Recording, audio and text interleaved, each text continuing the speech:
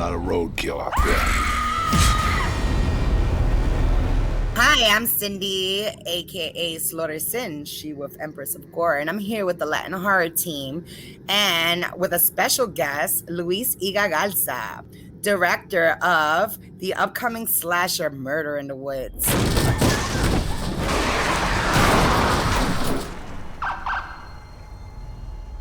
Be careful. A lot of roadkill out there. Thank you for joining us, Luis. ¿Cómo está? Bien, gracias. Gracias por tenerme aquí. Thanks for having me here. Super excited. You guys have a great team and a very awesome There Will Be Sangre slang that I love. Sí, mucho sangre. There will be sangre. Your slogan, I love it. There will be sangre. I love your shirt, by the way. Little flashers. Yeah, that's cool. Like the man right there. Yes. So these guys are what inspired this movie. John Carpenter, Wes Craven, those guys are the guys that inspired this. So, where are you from, Luis? Can you give us a I was little born bit? and raised in Mexico. Okay. And actually, I'm half Middle Eastern. My grandparents were born in Bethlehem, and they migrated to Mexico. So we are a family of immigrants into Mexico, and then I'm here, an immigrant in this country. I just became a citizen last year, so pretty thankful for that. Congratulations. How long have you been directing? Since I was 7 years old, I wanted to direct. I love visual effects, and I used to always do my makeup and blood and do the by those kids that had the bullet hole and the blood and do the take the blood pills, and I would always love to play with that in Halloween. And I also would I would grab my GI Joes and build scenes, and I would take my father's camera and I would shoot him.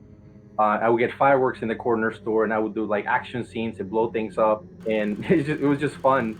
But then I would have to, after I shot it, I would watch it, and then I would have to delete it because my parents didn't know I was doing this. So I've always, the movie magic, seeing the worlds that are not real, really, is what piqued my interest when I was young, and I came to the States with that goal in mind. So I went to undergrad, and I focused in fine arts. I did a lot of video art, motion graphics, and that thing. But then I always wanted to go to USC because I knew a lot of my favorite filmmakers, have gone there. So, John Carpenter and George Lucas. Yeah. Yes. Steven Spielberg didn't get accepted. But it's a dropout, I think, right? He's also but Spielberg is one of my big inspirations as a young, because he's been a director that has done every genre, and he's done it very well. And that's what that's what I inspired to do.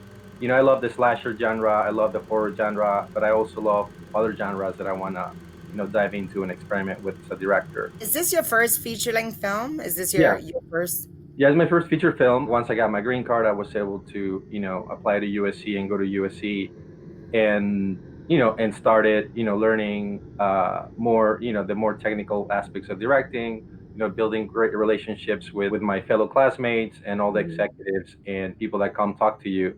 So it's a great program that has helped me a lot, in developing my directing skills, my producing skills, my editing skills, my sound design skills, my everything skills. Because as an independent movie, we've done everything ourselves. Like, that poster back there, that's I did it myself. Like all It's the a great poster. everything you see, graphic wise, I did myself. Nice. The photography was done by two friends of mine. They have a company called Wild Goats, and they're great. They're Mexican as well.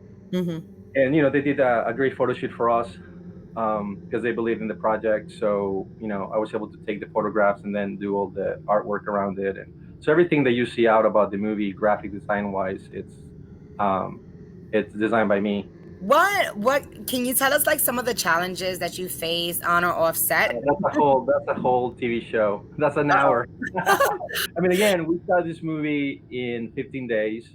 13 of them were overnight.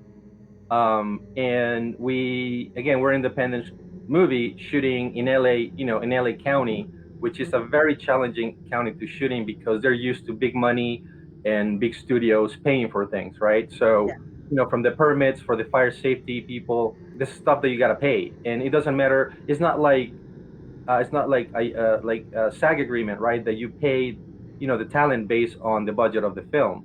When it comes to permit and those things, no matter what your budget is, you have to pay the same amount. And so we had fire safety advisors on set because it's a fire prone area. So it was very challenging because they would tell us to every different day a new one would come because they're kind of freelancers. So they would have us move the power lines back and forth. So literally, I would lose 2 days. I mean, 2 hours out of or 3 hours out of my day to shoot.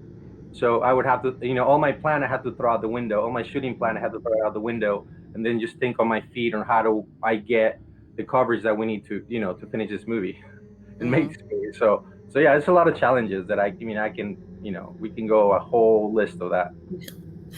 Well, congratulations on completing the film. I know, like, it happens. Murphy's Law gets in the way, right? But we have to overcome that, and then you see the end result. So that's the best part of it. Fine, okay? I'll go. Go ahead.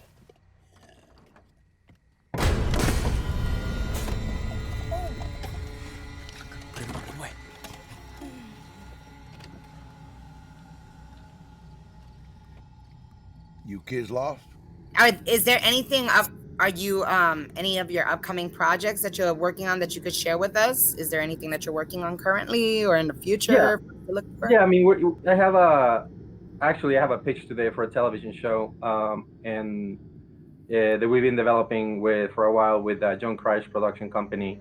So we're very excited about that one. And then I have other feature projects, some in the horror space, some in the action space, and some of the true story, inspirational space. So, I'm not able to talk about them right now, but I'm pretty excited. One of them actually happens in Louisiana, in a plantation. So that one's going to be a lot of fun.